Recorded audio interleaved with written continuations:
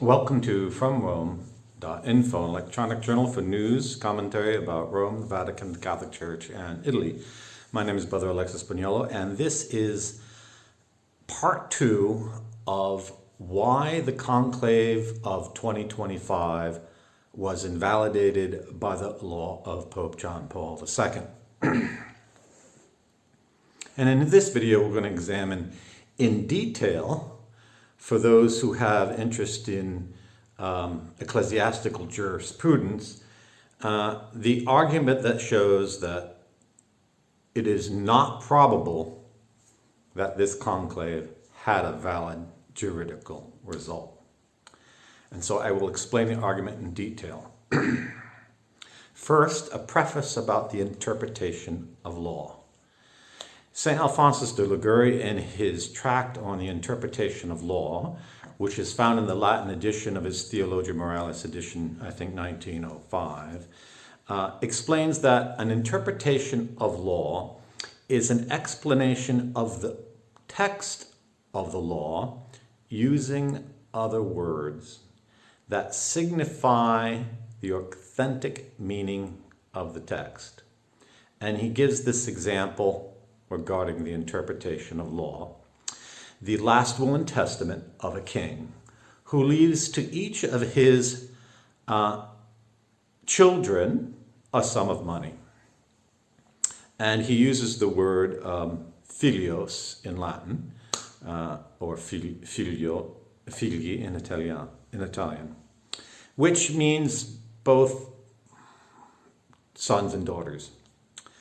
Now, if someone should ask the question regarding the meaning of this last will and testament, whether it was the king's intention to leave money even to his illegitimate children, that is, that this phrase, to each of my children, means each of my natural children and not, in the more stricter sense, each of my legitimate natural children, the position, says St. Alphonsus, that claims that this text means all my children, even illegitimate children, all my natural children, even illegitimate, he says that interpretation's not authentic because it's expanding the meaning of the word children beyond the legal context of a last will and testament. Because in a last will and testament, the purpose is not only to divide your wealth, it's to recognize your heirs. And if in a last will and testament there is no recognition of illegitimate children, then the presumption is that the money is left only to legitimate, recognized natural children.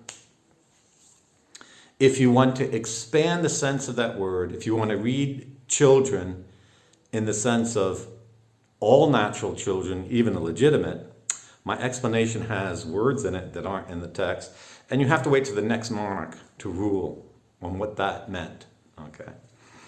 Because in a monarchy, only a monarch can change the meaning of a text.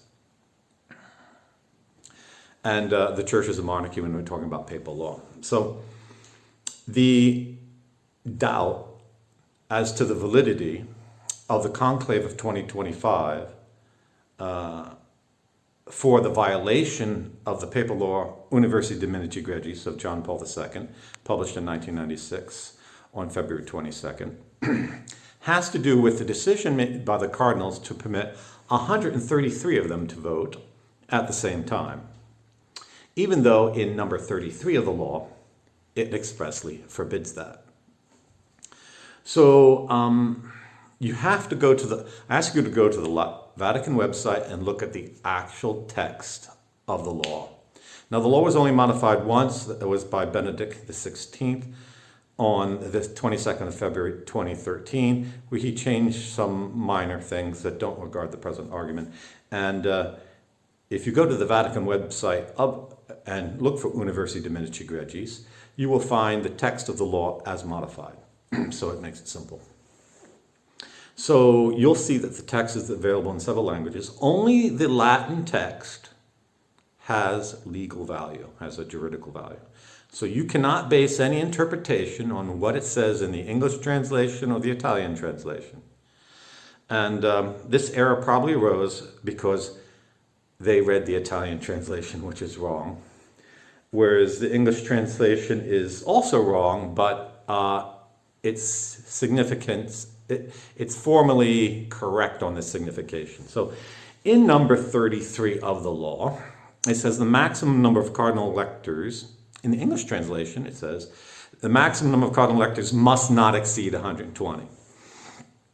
In the Italian translation, it says the maximum number of electors should not exceed 120. If you're an English speaker who uses our language precisely, you'll see the problem already. Because should, even in English, the Italian verb is dovere, has different senses. There's shoulds that are legally binding. There's shoulds that have to do with necessity, has to do with decorum, has to do with sensibilities, has to do with just counsel or utility or other things. So the Italian translation is very bad. It's treacherous because it doesn't represent the Latin. Must in the English translation is also not in the Latin because you translate must, you translate Latin with the helping verb must in English when you see the verb oporteat in Latin. That's usually the standard rule in English. I wrote a textbook in ecclesiastic Latin, so that's why I know these precisions. The Latin actually says ne excedat, which is, if we translate precisely, in the only way we can say this in English that carries the same sense of the Latin is, let the maximum number of cardinals not exceed 120. Okay. I know this because we have the same grammatical issue arises in the reading of the Rule of St. Francis, and several popes have intervened and explained what the negative hortatory subjunctive is. So ne excedat is a subjunctive in Latin, and it is a negative subjunctive. And it is not, may it not exceed, it's not a wish, it's a command. The Latin form of may it not has the same form as the negative command. However, wishes are not found in laws. Only precepts are found in laws. And Innocent the 11th says that the negative hortatory subjunctive is an equivalent formal precept. That means it is a command. It's just expressed in words different than if you were to say, I command that there be no more than 120 cardinal electors. When you say ne excedat in Latin, you're saying equivalently the same thing. So it's a law. And I'm here going to use law in a very precise sense, because the whole document Universi Dimitri Gregis is the Constitution. But there are parts that are explanatory. There are parts that are descriptive. There are parts that talk about motivations or reasons. And then there are parts that command things to be done or not done. And this is one of them. So, prima facie, in forensic, prima facie is what a thing appears to be at first sight. Prima facie is that the cardinals violated this precept. And this is serious because in the promulgatory paragraphs, the last three of this law, where Pope John Paul II puts into effect this law as binding on the Church, with the fullness of his apostolic power as Roman Pontiff. The second paragraph has a very important censure in it. If anyone of whatever dignity, knowingly or unknowingly, should do anything that is contrary to this Constitution, I declare it, the English will say, null and void. The Latin is stronger. It says iritus. Iritus is stronger than null and void. Null and void means it happened, but I cancel it. But iritus is even more powerful. Iritus means it must be considered as never having happened, which is more powerful than null and void. Okay. although the root of the word iritus is it wasn't even done in a way that rises to the juridical level.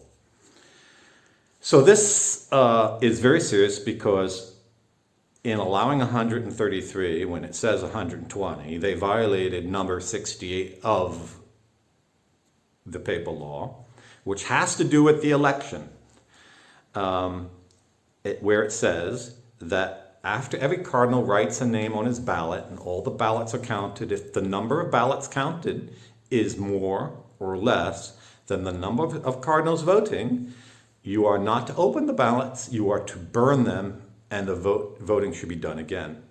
But in each of the 4 sessions, they counted 133 votes, when according to law, only 120 votes can be taken at any session. So that means in none of the 4 sessions was the count that they made of who got what votes juridically valid. It's not even admissible. It's irrita.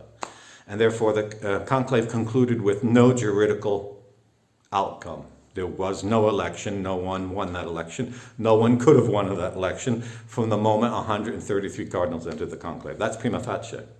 But to understand this better, whether the prima facie is in fact what happened, let's look at the authority of the cardinals that they may have used. So in number 5 of Universi de Medici Gregis, Pope John Paul II grants to the cardinals a power to settle controversies and doubts and to interpret the law regarding those passages that are doubtful or in controversy. So obviously, let the number of Cardinal Electors not exceed 120 is not a doubtful passage, okay, for those who know Latin. It's absolutely clear. It would be different if the Pope had said, let the number of cardinals be 120, unless there are more cardinals. Okay, so then obviously that wouldn't even be doubtful either. It would be obvious what it says. But there's no unless or other clause in that. And if you go to the beginning of the law, Pope John Paul II explains why he chooses 120. He says it is a number sufficient to express the universality of the church. And we see at Pentecost there's 120 disciples present. And we see in the book of the Apocalypse there are 12 gates to the heavenly city that descends from the heavenly Jerusalem that descends from on high. And 10 at each of the 12 gates would be 120.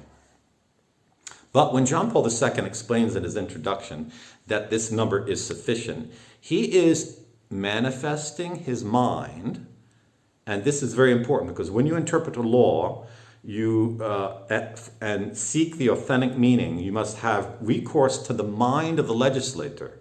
Now, the legislator for this law is John Paul II.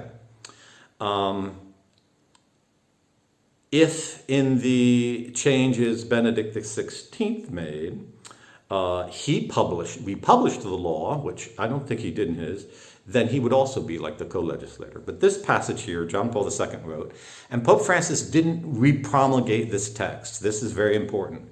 In the Middle Ages, most papal bulls that are important were repromulgated, like Cum ex Apostolatis Officio, which was published by Paul IV, was repromulgated by St. Pius V. And the act of repromulgating a law makes the following pope also the one who can officially interpret it, and you have recourse to his mind about what the text means. This is very important. But this was not done with this law. So when he says 120 is sufficient, Pope John Paul II, as the legislator, it's written in the very law, in the introduction, he is logically declaring more than 120 as not necessary. Because if 120 is sufficient, more than 120 is not necessary. And if it's not necessary, this has to do with rights. That means there is no reason, just reason, to go over it. That's why in paragraph 33 he says, let the maximum number not exceed 120, and gives a formal command.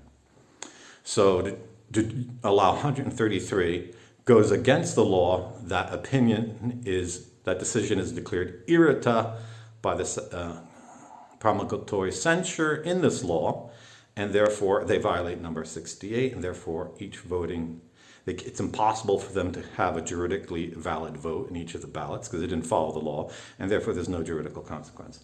But if we look at this number 5 of the law, we've already eliminated this is not a doubtful passage, so the cardinals couldn't appeal to their power to interpret for doubtful passages. The other word mentioned is passages called into controversy or similar things.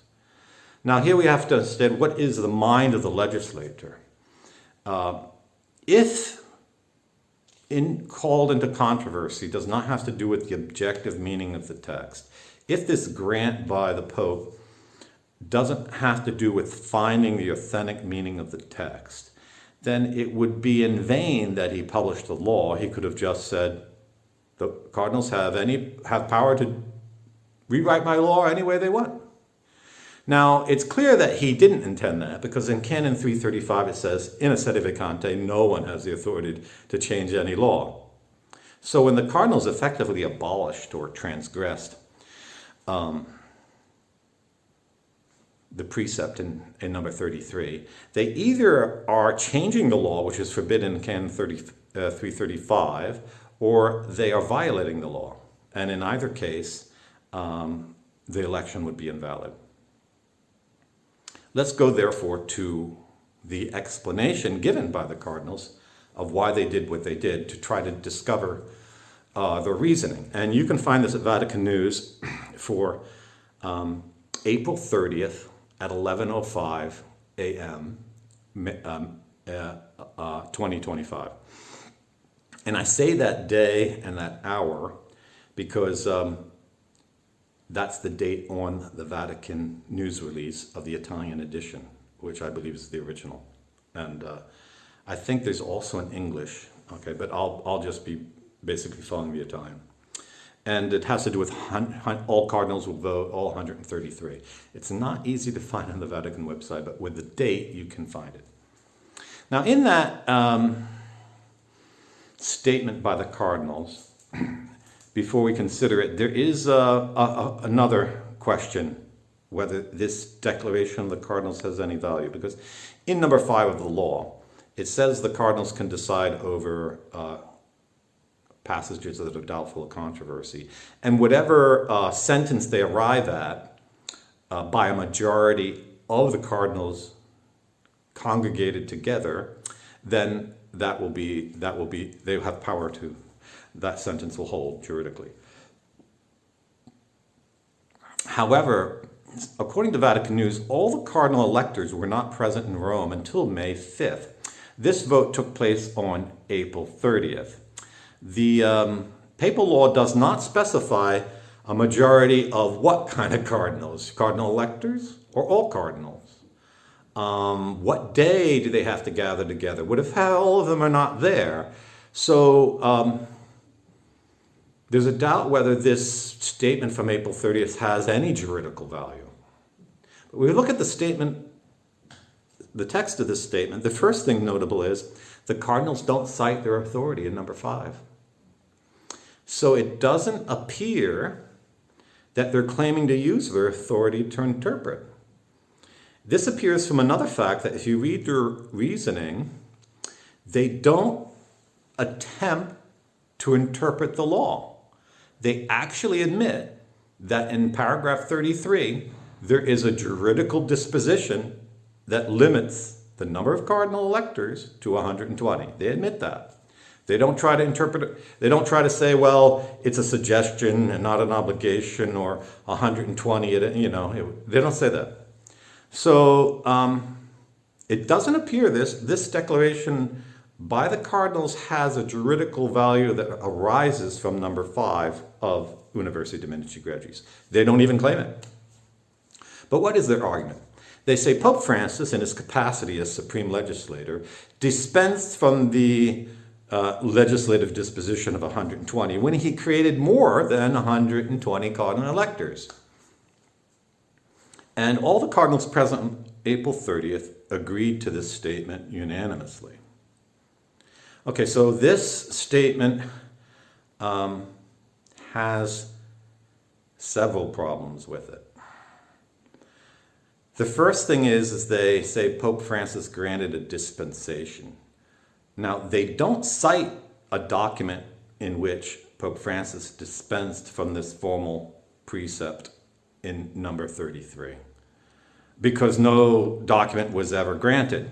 And this is strange because if they are unanimous that Pope Francis created more cardinals than the law provides for, why did they not seek a written dispensation from him? Because this law, in the penultimate paragraph, has a censure in it that would declare invalid the election if they transgress this precept. So this is really bizarre, and this weakens their claim. They claim by the mere fact that he created cardinals, he dispensed. Now this argument is very weak, if not to be absurd, because in the Code of Canon Law, the creation of cardinals does not confer the right to vote in a conclave.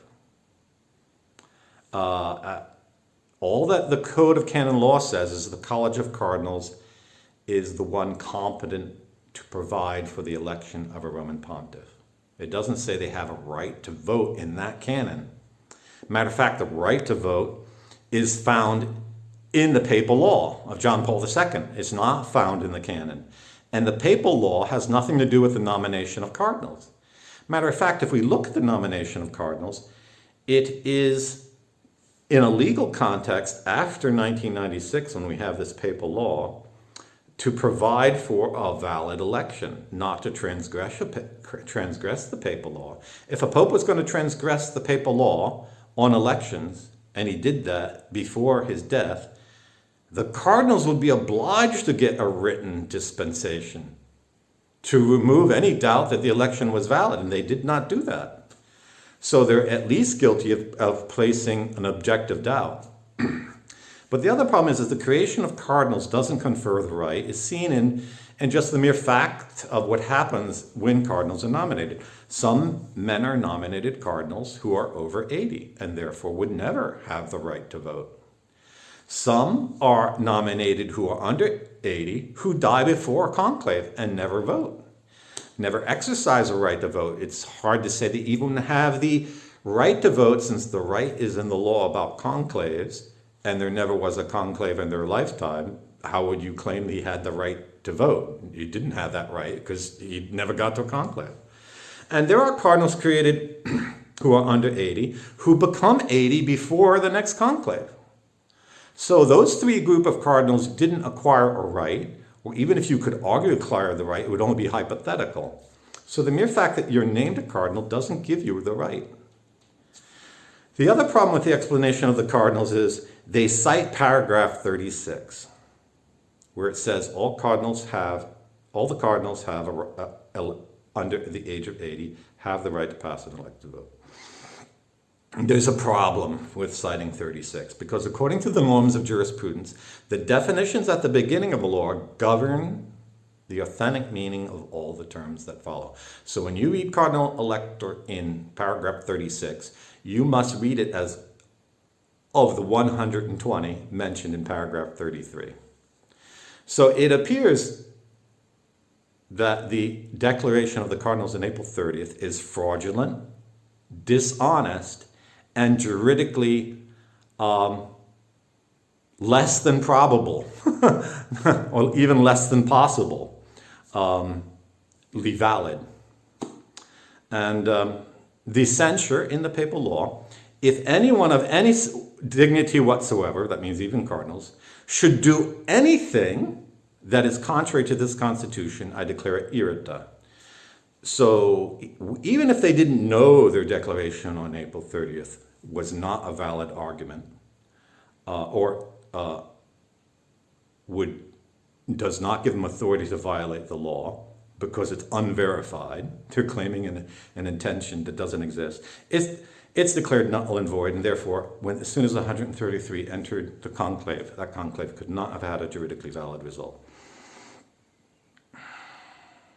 Pope Francis was a supreme legislator while he was pope, but he's not the author of the law, so you can't quote his intention to change this law unless he put that intention in a law.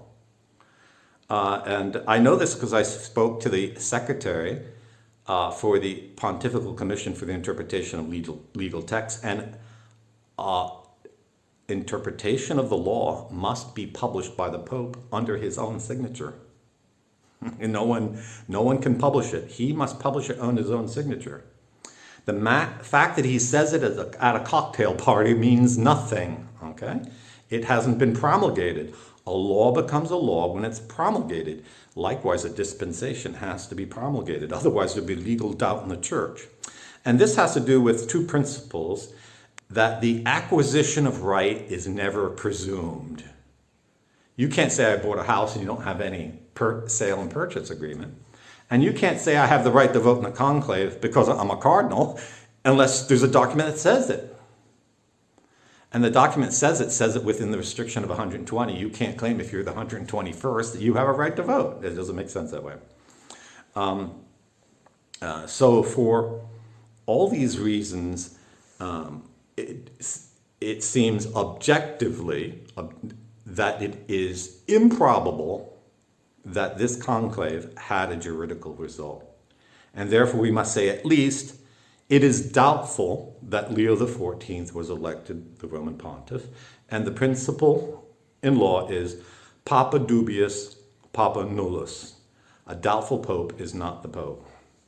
The other point of law I want to point out here in the Cardinals' declaration is they violated a fundamental principle of jurisprudence, that a privilege does not take precedence to a general law. Now, but here by general law, I don't mean the Code of Canon Law. We're talking about the special law.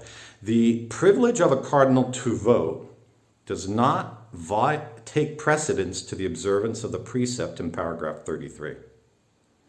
And as Dr. Ludwig Wang and I myself sustain, you can see a link to her article on the show page where this video is found from Rome. They could have resolved this in a way that would have not caused doubt to arise or invalidity. Because that a cardinal decides not to vote is not against the law. If some of the more recently named cardinals, the 13 of those 20 electors named in December of 2024, volunteered not to vote, they would have guaranteed the validity of the election.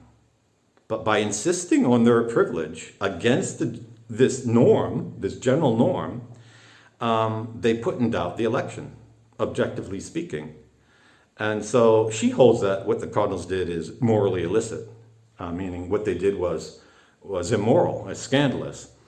It is a crime also because they violated Canon 335, and they also violated the papal law. But John Paul II doesn't put the censure of excommunication for violating the law. He just declares it null and void, or iuritus.